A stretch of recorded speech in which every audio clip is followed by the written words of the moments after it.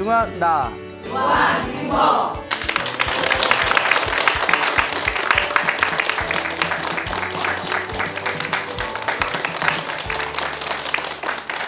예, 만나서 반갑습니다.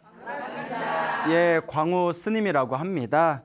그 부산에서 아주 불심이 깊은 불자님께서 편지하고 당신이 칠순 기념으로 당신의 신행수기를 하나하나 이렇게 글을 적어서 책으로 만든 그 서적을 보내오셨습니다. 내용이 너무 좋아가지고 일단 제가 편지를 좀 읽어드릴게요. 광우 스님 안녕하세요. 저는 부산에 사는 오도화라고 합니다.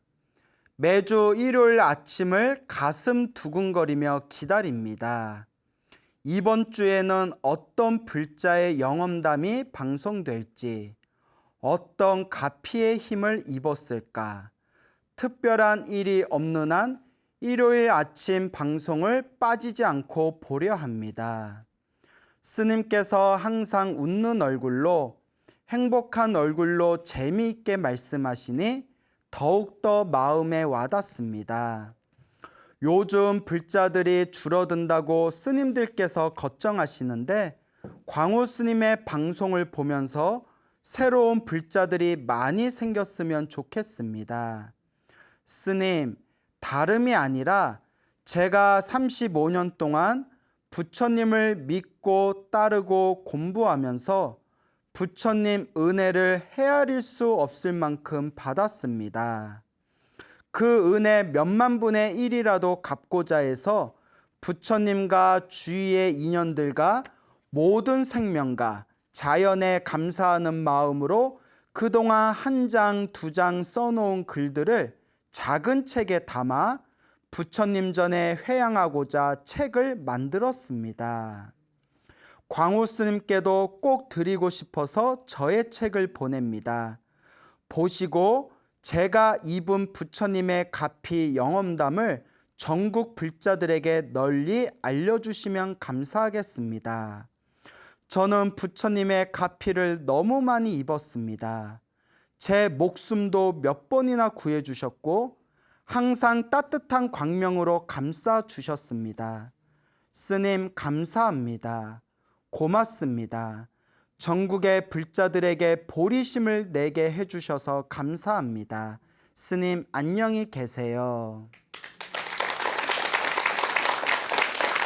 예, 우리 부산에 계시는 오도화 보살님께서 그게 이제 책을 얇은 이제 책을 몇 권 보내오셨는데 그게 이제 비매품이에요. 비매품. 뭐 시중에 출판해서 책을 팔기 위해서 만드신 게 아니라 당신이 이제 칠순이 돼서 사람들에게 법공양 올리려고 만든 비매품 책이었는데 글이 참 좋더라고요. 단아하고 이제 글이 좋은데 뒷부분에 우리 그 보살님의 아주 놀라운 가피의 이야기가 담겨져 있어서 그걸 읽는 저도 너무나 신심이 났고 또 우리 불자님들에게 소나무 애청자 분들에게 이 이야기를 전해주며 우리 불자님들 신행생활에 큰 도움이 되겠다 싶어서 제가 여러분들에게 이 오도화 보살님의 가피 이야기를 좀 전해드리고자 합니다. 이 보살님께서 젊었을 때부터 기도를 엄청 많이 하셨나 봐요. 그래서 정말 이루 헤아릴 수 없는 어마어마한 수많은 가피를 얻으셨다고 합니다. 그중에 당신께서 특별히 생각나는 것 몇 가지를 책에다 이렇게 간추려서 올리셨는데 저도 읽으면서 너무너무 좋더라고요. 역시 부처님 가피는 살아있구나. 자, 이 부처님 가피를 받으신 이 보살님의 아주 재미난 이야기가 되겠는데요. 36살 때 일이었다고 합니다. 그때도 이제 기도 신행 생활을 오랫동안 많이 하셨겠죠.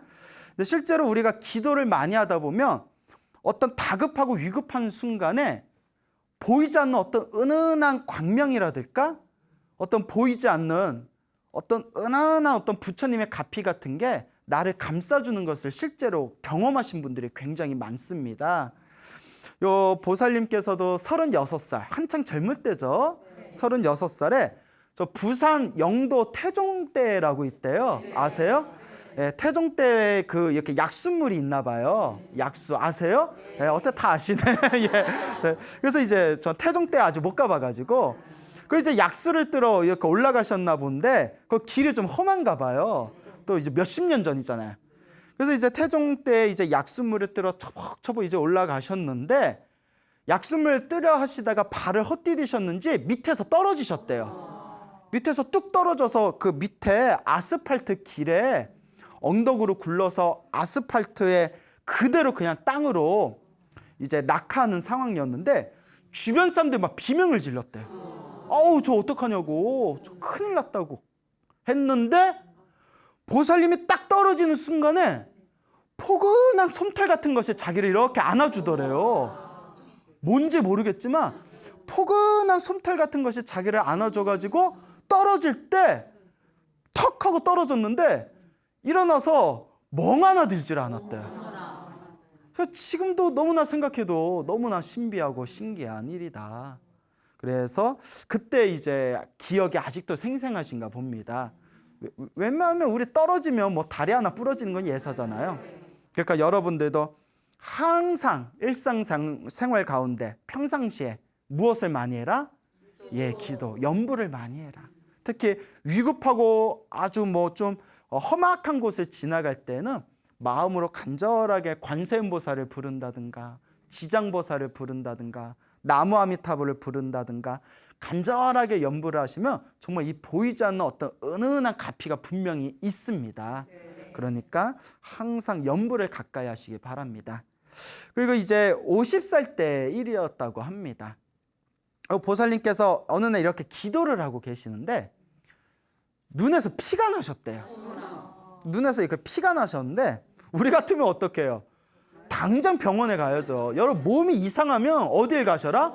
병원부터 가세요. 예? 그러니까 어떤 분은 그래요. 스님, 저는 몸이 아프면 절에 가서 기도합니다. 아니에요. 병원부터 가세요. 절을 왜 와? 병원부터 가서 치료를 받아야지. 그렇지 않습니까? 예, 그러니까 불교는 굉장히 과학적인 종교예요. 합리적인 종교. 아프면 어디 가라? 병원 가라. 배고프면 어디 가라? 식당 가라. 절에 왜 와? 자, 눈에서 피가 났대요. 그래서 에휴, 이러다 말겠지 하고 한 달이 지났대요. 그러면 안 되죠. 그래서 눈에 이제 피가 나는데 또 옛날 할머니들은 또 그런 게 있으시잖아요. 이러다 말겠지 하고 한 달이 지났는데 눈이 자꾸 이상하더래요. 그러니까 다급하게 이제 병원에 갔는데 의사 선생님 딱 보더니 보통 웬만하면 의사 선생님이 보통 희망적인 얘기를 하시잖아요. 그 의사 선생님이 되게 시크했던 것 같아. 99% 실명입니다. 한 1% 희망이 있네요. 이러더래요. 그래서 이제 보살님이 가슴이 철렁하잖아요. 웬만하면 의사 선생님이 99%는 안 됩니다라는 말 잘 안 하시잖아요. 힘들더라도 한번 해봅시다. 보통 이러지. 가슴이 철렁거려서. 근데 보살님이 평소에 기도를 많이 하셔서 마음을 잘 다스리셨나 봐요. 무슨 생각을 했냐면 이 육신의 눈을 유간이라고 해요. 유간. 육신의 눈. 마음의 눈을 시만이라고 해요. 육신의 눈은 유간, 마음의 눈은 뭐죠? 했더니 만? 이러더라고요.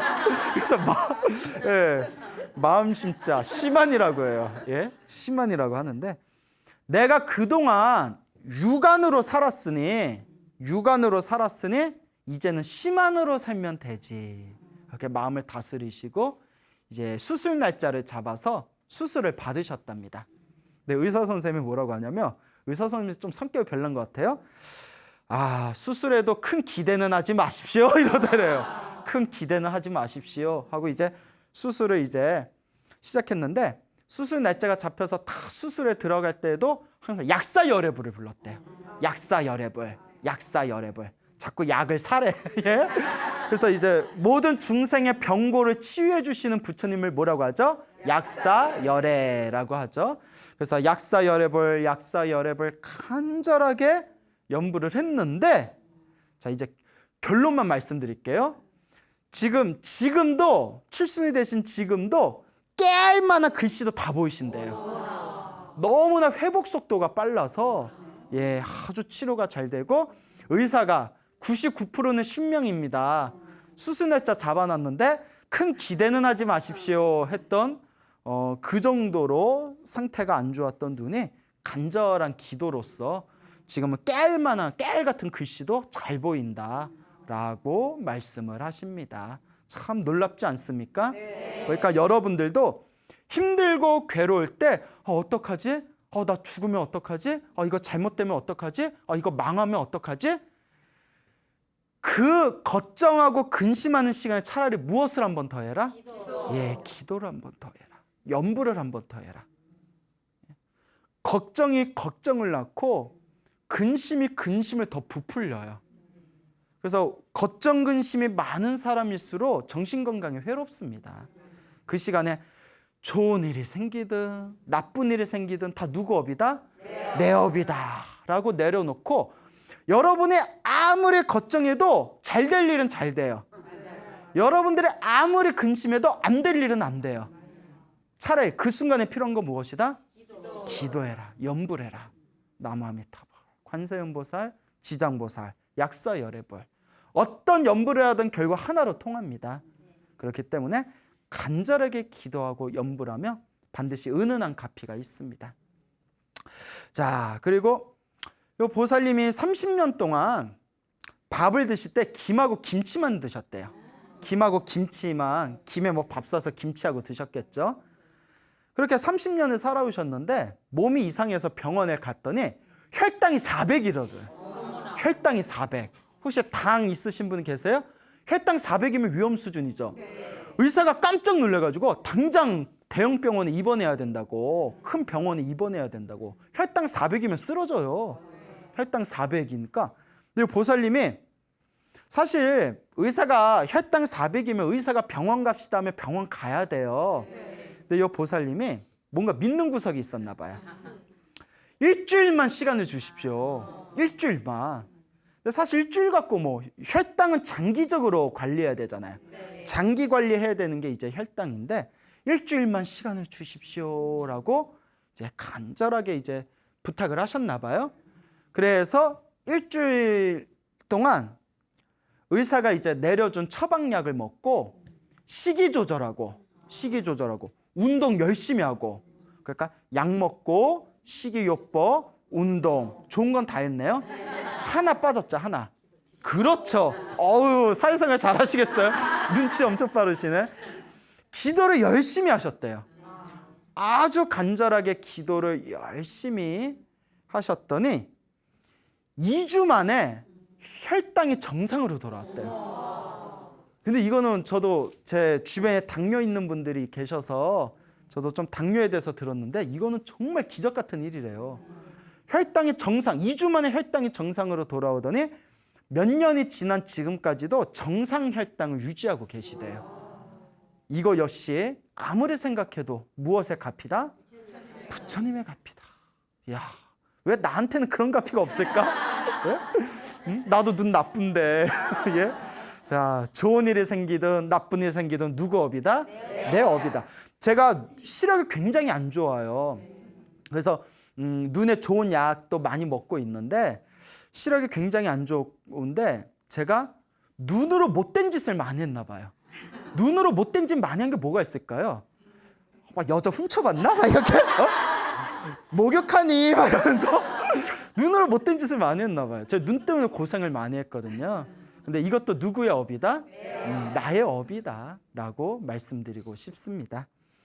그리고 이 보살님이 또 재미난 경험을 하셨어요. 환갑이 되셨을 때. 언제? 환갑이 되었을 때 1월 1일 날, 환갑되던 1월 1일 날 꿈을 꾸셨대요. 꿈에 부처님이 나타나셨대요. 부처님이 나타나시더니 네가 그동안 공부를 잘해서 열심히 해서 그대에게 선물을 주겠다라고 꿈을 꾸셨대요. 예? 뭐 산타클로스? 예? 산타 할아버지요? 예? 부처님이 선물 주시게. 그대에게 그동안 공부를 잘해서 선물을 주겠다. 근데 꿈에 부처님이 나타나서 네가 그동안 공부를 잘했으니 선물을 주겠다면 우리 꿈에서 깨면 와 대박 막 이러잖아요. 로또를 사야 되나 별의별 생각이 다 나잖아요. 그래서 무슨 선물 주실까? 무슨 선물 주실까 했는데 그대로 깜깜 무소식이래요. 그래서 이제 잊어버렸대요. 잊어버렸고 그냥 꿈인가 보다. 기억에서 잊어버리고 그 1월 1일 날 꿈을 꿨다고 했죠? 네. 3월 달에 집을 좀 보러 다니셨대요. 당신이 살 집을 보러 다녔는데 마음에 드는 집을 발견했는데 집주인이 요구한 거와 자기가 이제 생각하는 자기가 이제 집을 살 수 있는 금액이 1억 차이가 나더래요. 1억. 집주인이 이제 1억을 더 줘야 된다. 안 된다. 근데 1억이 큰 돈이잖아요. 에이, 뭐 아쉬워도 할 수 없지 하고 넘겼대요. 그리고 이제 열심히 기도를 하셨겠죠, 그냥. 그러다가 당신 생일이 8월 달에 있대요. 8월 달에. 그러니까 1월 1일 날 꿈을 꿨고 3월 달에 집 보러 다녔고 8월 달 자기 생일이 있던 달에 어느 날 부동산에서 전화가 왔대요. 부동산에서 띠리리 전화가 왔겠죠? 받아봤더니 그 집이 너무 안 팔려서 그런데 1억을 깎아줄 테니 그 집을 사라 그러더래요. 이야, 왜 우리는 그런 복이 없어. 그렇죠? 기도를 안 해서 그래, 기도를. 웬일이야 하고 이제 그 집을 샀겠죠. 그 집을. 그래서 집주인이 요구한 것보다 1억을 깎아가지고 샀는데 집을 사서 이제 수리도 했겠죠. 이제 살아야 될 집이니까 수리도 하고 다 한 뒤에 그 집에서 첫 새벽 예불을 모셨대요. 이제 집에서도 기도를 많이 하시나 봐요. 새벽 예불을 모실 때 딱 머리에서 부처님이 너에게 선물을 주겠다라는 생각이 그때 딱 떠오르면서 이게 부처님이 주신 선물이구나. 야, 근데 내가 아는 부처님은 그런 거 잘 안 해주시는데 내가 아는 부처님은 집 같은 거. 근데 가끔 불교 이렇게 기도 많이 하고 공약 많이 올리고 복을 많이 줘서 집값이나 부동산이 올랐다는 불자님 얘기들을 종종 들어요. 그래서 우리 부처님이 부동산에 밝으신가 제가 그런 생각을 한 적도 있어요. 그 부동산에 부자를 떠서 부처님이라고 했나? 네. 그 부처님 모셔놓은 절이 다 우리나라 최고의 풍수지리 중에 최고의 명당이거든요. 그래서 아무리 생각해도 부처님의 부는 어디서 나왔다? 부동산의 부에서 나왔다라는 이제 저만의 생각이에요. 예. 그래서 그런 것들이 있습니다.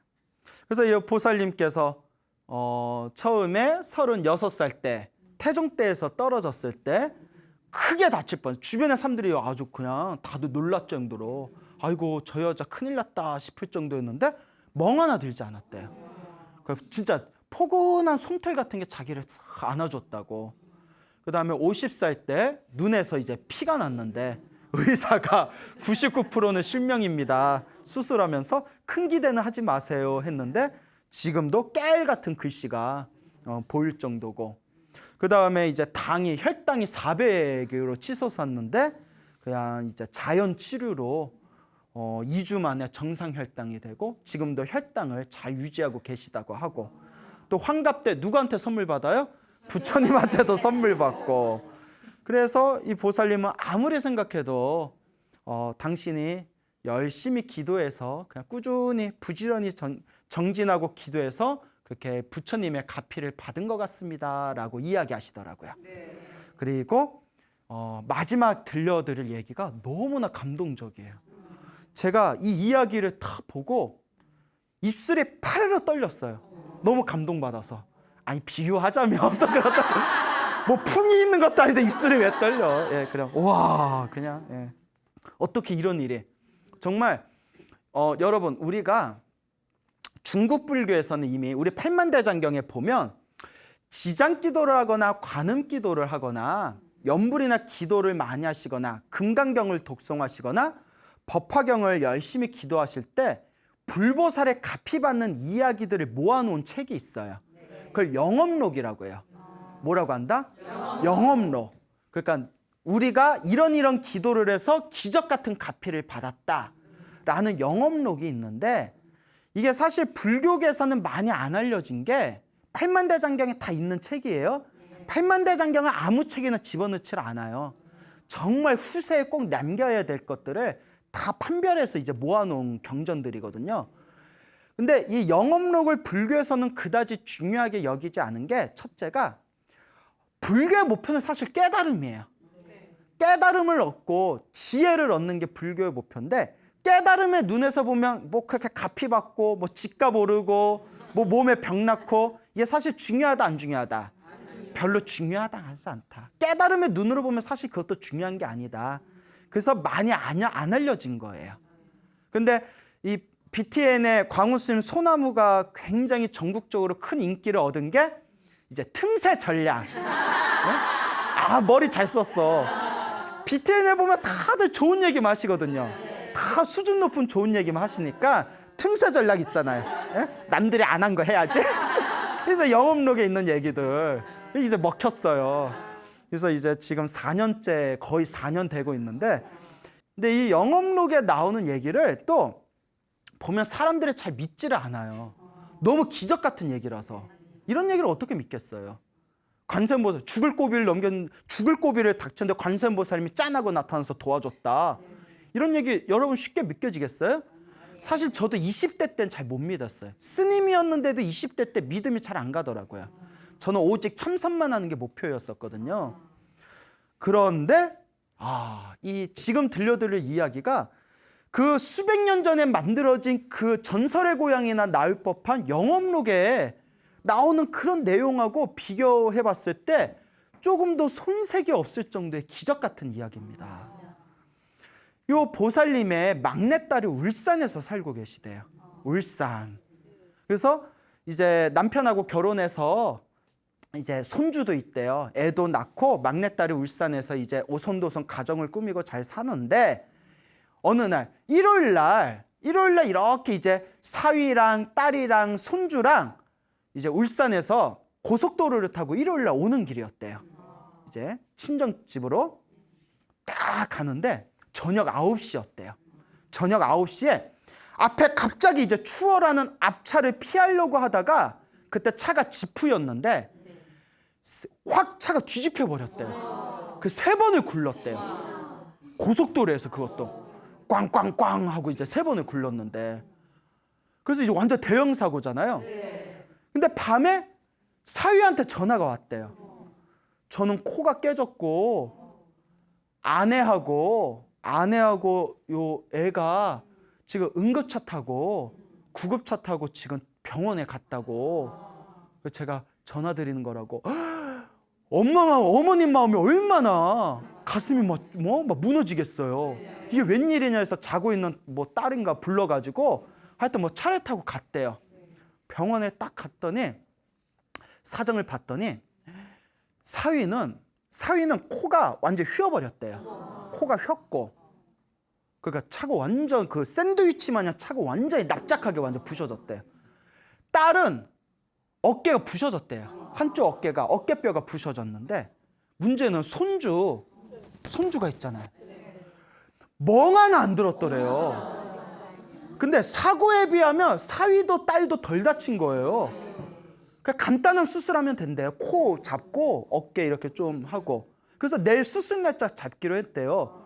손주가 멍 하나 안 들어있더래요. 야, 이게 웬일이냐 하는데 딸이 하는 얘기가 엄마한테 하는 얘기가 차 사고가 딱 났을 때 딱 한 생각뿐이 안 나더래요. 우리 그런 얘기 있잖아요. 여자는 약해도 엄마는 강하다. 예. 실제로 애 낳고 애 키워봤더니 애 안 낳은 아가씨들은 뭔가 좀 그런 게 느껴지잖아요. 아유, 네가 인생을 몰라. 애 한번 낳아보고 애한테 젖 한번 물려보고 애 키워봐야 인생을 알아. 엄마는 강하다고 하잖아요. 우리 같으면 나 죽는다 이랬을 거예요. 차승원 스타 나 죽는다. 그 엄마, 그 딸이죠. 이 손주의 엄마인 이 딸이 딱 무슨 생각이 드냐면 부처님 우리 아이 살려주세요라는 생각이 딱 들더래요. 부처님 우리 아이 살려주세요. 그 상황에 엄마는 자기 목숨이 중요한 게 아니에요. 차 사고 날 때 누구 생각이 나요? 애기 생각이 난 거죠. 우리 아이 살려주세요 하는 순간 정신을 잃었는데 그 정신을 잃을 때 비몽사몽에 관세음보살의 아이를 안고 있는 환상을 본 거예요. 그 순간에. 부처님 우리 아이 살려주세요 하면서 정신을 잃을 때 비몽사몽에 거룩하신 관세음보살님이 아이를 이렇게 안아주는 환상을 보고 정신을 잃었는데 애가 멍 하나 안 들었대요. 예? 성인 남자도 코가 휘어지고 성인 여자도 어깨뼈가 부셔졌는데 이런 이야기를 들으니 우리가 어찌 기도를 안 할 수가 없고 연부를 안 할 수가 있겠습니까? 가피는 분명히 뭐하다? 있다. 이런 얘기를 듣고도 연부를 안 하고 이런 얘기를 듣고도 기도를 안 하는 사람은 이번 생에 가망 없어. 그냥 막 살아. 괜찮아, 막 살아. 예, 뭐 이런 얘기 들어도 연부를 안 하는데 뭐 어쩔 거예요. 예? 더 이런 얘기보다 더 감동적인 얘기가 어디 있어요? 예? 그리고 그 보살님이 평생 불심으로 평생 절에 다니시고 그 평생 동안 기도하시면서 하셨던 분 설마 자기 딸하고 자기 손주 갖고 거짓말하겠어요? 보살님이 너무나 감사드린다고 정말 부처님 은혜에 감사드립니다라고 책에 쓰여져 있더라고요. 자, 그러니 여러분 항상 영불 하세요. 기도를 어떻게 해야 될지 모르겠습니다라는 이야기 자주 듣거든요. 그럼 일단 천수경 반야신경부터 외우세요. 예불문, 천수경, 반야신경부터 외우고 그 외우는 것 자체가 기도예요. 그리고 항상 노는 입에 뭐 해라? 염불해라. 아침에 눈 뜨면 저녁에 잠들 때까지 그냥 뭐 비타민 C 뭐 이러고 뭐 십장생 이러고 뭐 이렇게 막 욕하지 마시고 노는 입에 뭐 해라? 염불해라. 항상 관세음보살 혹은 지장보살 혹은 아미타불. 여러분 제가 다시 한번 말씀드립니다. 어떤 염불을 하든 결국은 하나로 통한다. 많은 분들이 물어보세요. 많은 분들이 물어보시는 게 선생님 관세음보살 부를까요? 지장보살 부를까요? 아미타불 부를까요? 무엇을 부를까요? 하던 거 해 라고 이야기해요. 다 하나로 통한다. 알겠죠? 다 결국은 하나로 통합니다. 중요한 거는 마음을 하나로 모으는 게 중요해요. 이것을 일념이라고 합니다. 따라해보세요. 일념. 예, 생각을, 내 마음을 하나로 꿰뚫는 거. 그러니까 관세음보살을 부르든 지장보살을 부르든 온만이 법매음을 부르든 내 생각이 그렇게 하나로 싹 모이면 거기에 어마어마한 무시무시한 그런 부처님의 가피와 에너지를 느끼게 됩니다. 그리고 중요한 거, 또 많이 받는 질문 중에 하나인데 선생님 연불하면 자꾸 망상이 생겨요. 자꾸 망상이 생기는데 어떻게 해요? 제가 항상 드리는 말씀이 있어요. 보살님, 연불하면서 망상이 안 생기면 도인이에요. 무슨 말인지 알겠어요?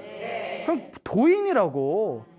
우리 중생은 연불하면서 망상이 생기는 게 당연하다.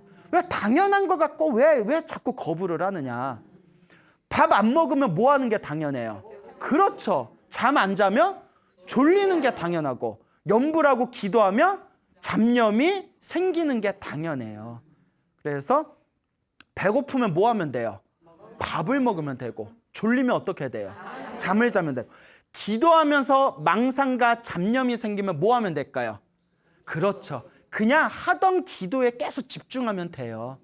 망상이 생기거나 말거나 나는 내가 하는 기도에만 집중하겠다. 그러면 어느 순간 점점 망상이 스르르르 가라앉게 됩니다. 그러니까 오로지 일념이 중요합니다. 그래서 예전에 소나무에서도 했던 얘기인데 그 옛날 큰 스님들은 연불할 때 머리에 불 붙은 듯이 연불하라고 했어요. 머리에 불 붙으면 딴 생각이 나요, 안 나요? 안 나잖아요. 머리에 불 붙었는데 오늘 그녀를 만나서 뭘 먹을까? 뭐 이런 거 생각 안 나잖아요. 머리에 불 붙은 거 끄듯이 연불하라는 거예요. 예? 나무아미타불 관세음보살. 그런데 어느 그 소나무 그 애청자이신 노보살님께서 이런 얘기 하시더라고요. 당신이 버스에서 배탈이 났대요. 당장이라도 터질 것 같더래요. 큰 게. 당장이라도 터질 것 같았는데 너무 배가 아파서 막 참을 수가 없어서 막 막 힘을 줘도 안 되는 거야. 그래서 손목에 끼고 있는 염주를 빼서 관세음보살을 막 불렀대요. 관세음보살, 관세음보살, 관세음보살 했는데 갑자기 온몸에 땀이 쑥 빠지면서 배가 편안해지더래요. 그러면서 하신 말씀이 자기 인생에 그렇게 간절했던 염불이 없었대요. 굉장히 이게 중요한 비유예요. 자기 인생에 머리에 불난 거는 우리가 실험해봐야 못해요. 못하죠. 머리에 불나는 건 우리가 실험해볼 수가 없잖아요. 머리에다 뭐 신나 뿌리고 불 붙일 거예요? 그런데 우리가 그래서 머리에 불 붙은 거 끄듯이 염불해라 하면 우리가 마음에 잘 안 왔잖아요. 10초 후에 항문이 터질 것 같은 그런 마음으로 염불을 해라. 그렇게 이제 일념이 중요합니다. 좀 더럽죠? 예. 그래서 이와 같이 항상 염불하고 기도하면 이와 같은 미묘한 가피가 있습니다. 지금까지 소나무 1회에서 지금 170회가 넘었을 거예요. 170회 동안 이와 같은 신비한 이야기가 소나무에 엄청 제가 자주 설명을 드렸습니다. 많은 불자분들의 이야기를 전달했는데 내가 꼭 당부드리고 싶은 얘기가 있어요. 신기한 것에 너무 집착하지 말아라. 신기하고 신비한 무언가에 집착하지 말아라. 그런 거에 집착하기 시작하면 마음이 엇나가요. 무슨 얘기인지 알죠? 그래서 옛날 팔만대장경에 있는 영업록이 실제로 있었던 일이지만 영업록을 큰 스님들이 사람들한테 널리 강조를 안 한 게 너무 신비하고 신기한 거에 집착할까 봐 그랬던 거예요. 그래서 우리 불자님들도 기도를 하고 염불을 해서 좋은 일이 생기는 것도 결국 누구 복이다? 그냥 내 복일 뿐이에요. 생기면 고맙고 안 생긴다고 기도 안 할 거예요? 아니잖아요. 단 중요한 거 너무 신기하거나 신비한 것에 절대 집착하지 말아라. 진정한 기도의 목표는 결국 깨달음이에요. 기도와 염불을 통해서 내 마음을 맑고 깨끗하게 만드는 게 핵심이에요. 그래서 실제로 우리 불자님들 꼭 새겨 들으셔야 됩니다. 절에 있다 보면 10년, 20년, 30년, 40년, 50년 평생 절에 다니셨는데도 훌륭하신 분들도 많지만 뭐하러 절에 다녔을까 생각될 정도로 마음을 옹졸하게 쓰는 분들이 의외로 많아요. 입으로 막 구업을 짓고 막 해서는 안 될 말을 하고 절에서도 뒤에서 막 뒷담화하고, 예? 절에 다닌다고 하면서 항상 절에 다닐 때 부처님 말씀이 마음 잘 써라라고 가르치셨는데 뒤에서 보면 항상 그 마음을 아주 그냥 옹졸하고 좁게 쓰고 자기 이기적으로 쓰시는 분들도 의외로 종교를 믿는 사람들 중에 많아요. 그래서 의외로 다른 종교까지 포함해서 종교를 믿다가 그만두신 분들 중에 아유 종교인들 하는 거 봤더니 그냥 내 양심 믿고 사는 게 더 낫겠더라 해서 종교를 안 다니는 분들도 실제로 제가 들었어요. 가봤더니 그 세계도 골치 아프더라고. 진짜 들었어요. 그렇기 때문에 우리 불자님들은 꼭 반드시 명심하셔야 됩니다. 부처님한테 와서 뭐 해주세요, 뭐 해주세요, 뭐 해주세요. 신비하고 신기한 거 얻어가려고만 하지 말고 복 짓고 선업 짓고 공덕 쌓고 내 마음을 잘 쓰면 부처님이 알아서 도와주세요. 아까 그 보살님도 부처님한테 나 선물 줘, 선물 줘. 생떼 부는 거 아니잖아요. 그냥 뭐 부처님 꿈에 나타나서 선물 줄게 뭐 이랬지. 자기의 마음을 잘 쓰는 게 불법의 핵심입니다.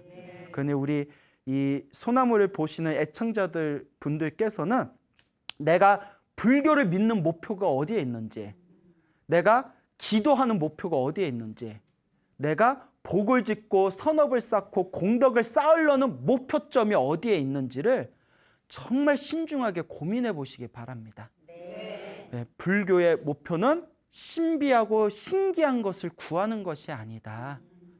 다만 가장 중요한 것은 이 마음을 잘 다스리고 이 마음을 깨치는 것이 진정한 기도의 의미가 되는 것이고 염불과 복 짓고 선업 짓고 공덕 쌓는 진정한 목표가 되는 것이다 라는 것을 제발 꼭 명심해 주시기 바랍니다. 알겠죠? 네. 자, 대만에서 있었던 일이라고 합니다.